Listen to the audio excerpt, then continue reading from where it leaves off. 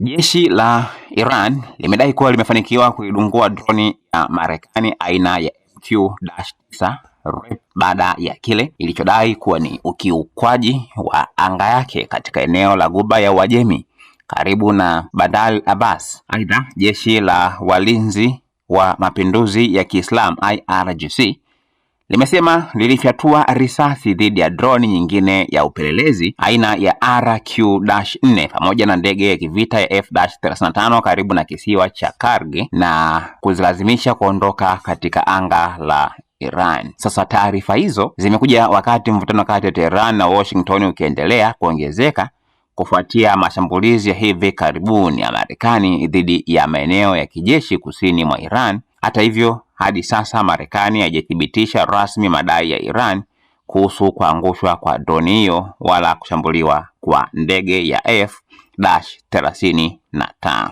Lakini vyanzo vya habari vya Iran vimedai kuwa vikosi vya ulinzi vya anga vilivyofanya operesheni hiyo baada ya kufuatilia kwa ukaribu mienendo ya ndege hizo, huku IRGC ikionya kuwa itajibu hatua yoyote itakayokiuka makubaliano ya usitishaji mapigano yaliyopo kati ya mataifa hayo mawili. Usiache kusubscribe channel yetu ya YouTube ambayo inasomeka Dodoma TV.